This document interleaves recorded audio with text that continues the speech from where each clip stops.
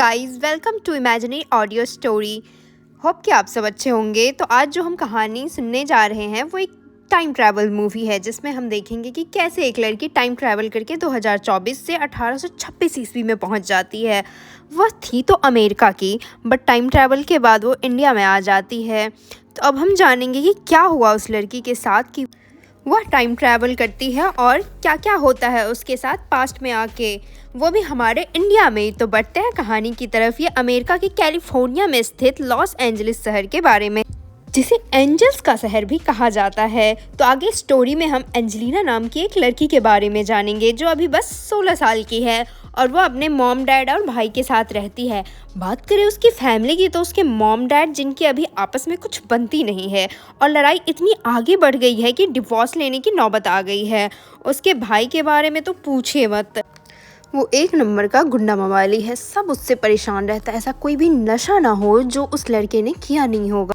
किसी तरह बेचारी की लाइफ चल रही है। उसके स्कूल लाइफ के बारे में बात करें तो वो कुछ खास नहीं है। स्कूल में भी सब उसके मॉम डैड और भाई की वजह से उसे हमेशा चिढ़ाते रहते हैं और बुली करते रहते हैं।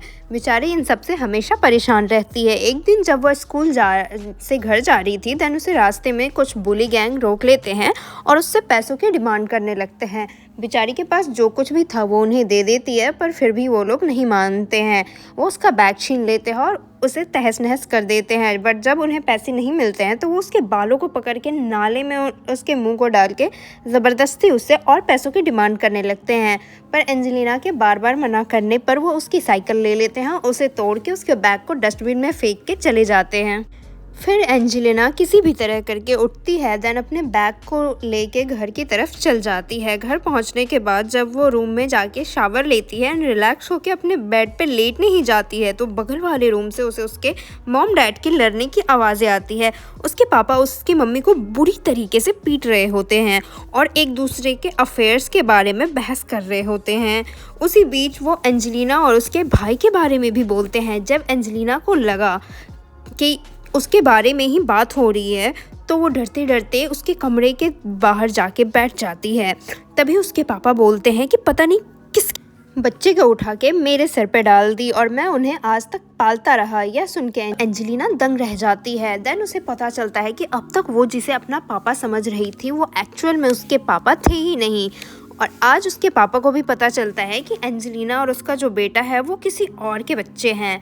देन वो भी शॉक हो जाते हैं और एंजेलिना भी शॉक हो जाती है। वह रोते हुए अपने कमरे में जाती है और अपने फ़ोन और बैग को लेकर निकल जाती है। रोते रोते वह बस यही सोचती है कि कोई भी नहीं है मेरा, ना मेरे मॉम डैड मेरे हुए, ना मेरा भाई अपना है, ना स्कूल में कोई मेरा दोस्त है। रोते रोते वह एक बार में जाती है, पर उसके एज कम होने की वजह से बार में उसे एंट्री नहीं मिलती है।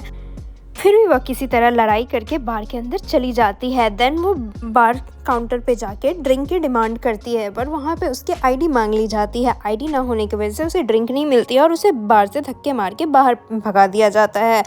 उसे इतना ज़्यादा गुस्सा आ रहा था कि वो एक नशेड़ी के पास जाती है जो कि सड़क किनारे पड़ा हुआ था। उसके पास एक ड्रिंक की बोतल रहती है, जिसे वो उससे छीन के ड्रिंक करते हुए भागते हुए चली जाती है। और भागते भागते ड्रिंक करते करते वो एक सुनसान ब्रिज पे पहुंच जाती है, जहां जाके वो ज़ोर ज़ोर से चिल्लाती है और बहुत ज़्यादा रोती है और सोचने लगती है कि काश मेरा भी कोई हैप्पी फैमिली होता, काश मेरे भी कुछ दोस्त होते, काश मैं भी हैप्पी रहती अपनी लाइफ में। पर ये सब सोचते हुए वह ड्रिंक करते करते बेहोश हो जाती है। काफ़ी टाइम बाद जब उसकी आँख खुलती है तो काफ़ी रात हो गई थी। वह उठते ही जोर से चिल्लाने लगती है कि किसी को मेरी फिक्र नहीं है, कोई मुझे ढूंढ नहीं रहा होगा, क्यों किसी को मेरी फिक्र नहीं है। उसकी शोर सुन के आसपास के लोगों में से एक आदमी 911 पे डायल कर देता है और पुलिस को बुला लेता है। जब एंजेलिना वहाँ पे देखती है कि उसे कोई भी ढूंढने नहीं आया, वो इतना ज़्यादा सैड होती है कि वो ब्रिज से नीचे रिवर में छलांग लगा देती है। और जब उसकी आखिरी सांसें चल रही होती है, जब वो डूब रही होती है, तो वो बस इतना ही बोलती है कि गॉड प्लीज़ मुझे अपनी नेक्स्ट लाइफ में कोई अच्छा पेरेंट्स देना और एक अच्छी फैमिली देना। मुझे भी एक फैमिली का प्यार चाहिए, मुझे भी जानना है कि फैमिली कैसे होते हैं, दोस्त कैसे होते हैं, प्लीज़ ऐसी लाइफ मुझे दोबारा मत देना। और बस इसके साथ हम कहानी में आगे बढ़ते हैं। जब पुलिस वहाँ पे आती है और वो देखती है कि इस रिवर में एक लड़की कूद चुकी है, तो वो रेस्क्यू टीम को बुलाती है और पूरी नदी में वो एंजेलिना को ढूंढने लगते हैं, पर उन्हें ना कोई लड़की मिलती है ना कोई बॉडी मिलती है। पुलिस वाले थक हार के लौट जाते हैं। तो दोस्तों, अब आप लोग काफ़ी एक्साइटेड हो गए होंगे। जैसा कि हम सबको पता है ये एक टाइम ट्रैवल मूवी है। हाँ दोस्तों, एंजेलिना जैसे ही नदी में डूबती है तो वह टाइम ट्रैवल कर जाती है। और फ्रेंड्स, मैंने आपको बताया था जैसा कि वो पास्ट में टाइम ट्रैवल कर जाती है, और वो भी हमारे इंडिया में। तो मैंने बताया था कि वो 2024 से 1826 ईस्वी में टाइम ट्रैवल कर जाती है, जिस टाइम आपको पता होगा अगर आपने हिस्ट्री पढ़ा होगा तो उस टाइम पे हमारी इंडिया अंग्रेज़ों के गिरफ्त में थी और हम गुलाम थे। उस टाइम इंडिया में वही लोग अच्छे लाइफ जी पाते थे जो थोड़े बड़े पोस्ट पे हो, या जिसकी ज़्यादा जान पहचान हो, या जिसके पास थोड़े बहुत ज़्यादा पैसे हो, वरना नॉर्मल पीपल तो जस्ट गुलाम बन के रह जाते थे। जिन्हें अंग्रेज जैसा बोलते थे वैसा वो करते थे, उन्हें वो कठपुतली समझ के रखते थे। लाइक अपना सारा काम करवाना और खाने पीने की भी किल्लत, वैसी लाइफ चल रही थी उस टाइम इंडिया में। जब एंजेलिना वहाँ उठती है, लाइक उसे होश आता है, होश आते ही वह अपने चारों ओर देखती है। उसे कुछ अजीब से दिखने वाले लोग घेरे हुए होते हैं, जिनका पहनावा अलग रहता है, वहाँ के लोग अलग रहते हैं। जब वह ये सब देखती है तो वो शॉक कि क्या हो गया उसके साथ, कहाँ आ गई वो। यह सब सोचने के बाद उसे ऐसा लगने लगता है कि वह अभी भी नींद में है। वो अपने आप को जगाने की कोशिश करती है, पर हमें पता है दोस्तों कि वो अभी नींद में नहीं है। वह किसी तरह लोगों को धक्का मारते हुए बाहर की ओर भागती है। बाहर कुछ बच्चे होते हैं जो उसके बैग को लेके उसमें से सामान निकाल के उससे खेलने लगते हैं। जब एंजेलिना उन बच्चों को देखती है तो वह उन बच्चों से अपने बैग को लेती है, और बगल में ही उसका फ़ोन पड़ा होता है जिन्हें वो बच्चे फेंक चुके होते हैं कोई ख़राब सामान समझ के। देन वो अपने फ़ोन को उठाती है और अपने कुछ सामान को बटोर के अपने बैग में भर के इतनी तेज़ी से भागती है वहाँ से जैसे पता नहीं उसने क्या ही देख लिया हो। क्योंकि हमें पता है यारो कि उस टाइम पे इंडिया में हम लाइक कल्चर थे, पहनावा ओढ़ावा हमारा, अगर आप इंडिया से हैं तो आपको पता ही होगा। तो ये सारी चीज़ें उसके लिए नई होती है, बिकॉज़ वो 2024 से गई होती है। देन वो भागते हुए एक जंगल के एरिया में चली जाती है, और हाफते हाफते एक पेड़ के नीचे बैठ के वो अपने पीछे देखती है और आसपास देखती है। जब उसे लगता है कि कोई भी उसका पीछा नहीं कर रहा, देन वो थोड़ी देर उस पेड़ के पास बैठ के आराम करने लगती है। फिर उसे लगती है बहुत तेज़ की भूख। तब वो आसपास जंगल में कुछ खाने के लिए ढूंढने लगती है, पर उसे कुछ भी अच्छा दिखता नहीं है। कुछ दूर चलने के बाद उसे केले का पेड़ दिखता है, जहाँ से वह केले तोड़ के ऐसे जानवरों की तरह खाती है जैसे उसने कितने दिनों तक खाना नहीं खाया हो सकता है दोस्तों कि वह नदी से गिरने के बाद काफ़ी टाइम तक बेहोश रही हो, देन उसे होश आया हो, जिस कारण उसे इतनी तेज़ी से भूख लगी होगी। फिर वह सोचती है, आसपास देखती है और जस्ट अनुमान लगाती है कि क्या पता वो किसी ड्रीम में हो, क्योंकि उसे बिलीव ही नहीं हो रहा होता है कि वो कहाँ आ गई। फिर वो वहीं पेड़ के पास बैठे बैठे खाने के बाद सो जाती है। कुछ टाइम के बाद जब उसकी आंखें खोलती है तो उसे एकदम अंधेरा दिखाई देता है। उसकी आंखें भी मच्छरों के काटने की वजह से खुलती है।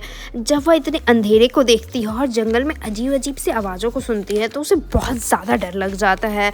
वो फिर उस जंगल से निकलने की कोशिश करती है और थोड़ी दूर जाके उसे कुछ उजाला से दिखता है। जब वह उस उजाले की ओर जाने लगती है तो उसे एक मिट्टी का बना हुआ एक घर दिखता है जिसमें एक दीपक जल रहा था। जैसा कि हमें पता है दोस्तों, उस टाइम पे तो लाइट जैसी कोई चीज़ इन्वेंट नहीं हुई थी, और इन्वेंट हुई भी होगी तो ऑफकोर्स हमारे इंडिया में आई नहीं होगी। तो उस टाइम लोग दीप और लालटेन के सहारे ही जीते थे। तो एंजेलिना उस दीप की रोशनी के देखते हुए उस घर की तरफ जाती है।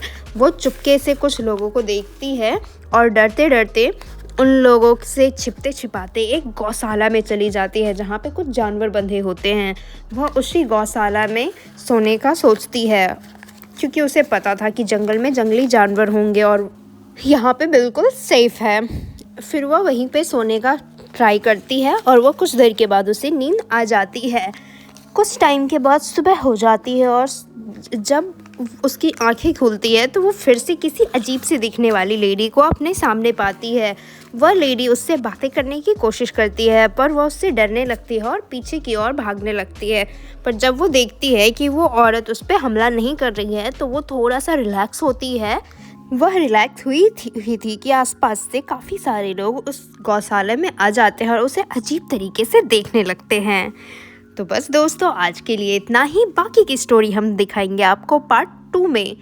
तो हम सबको पता है कि एंजेलिना के लिए ये लोग नए हैं और इन लोगों के लिए कहीं ना कहीं एंजेलिना भी नई है, क्योंकि उसका भी पहनावा ओढ़ावा, उसका लुक इससे काफ़ी अलग है।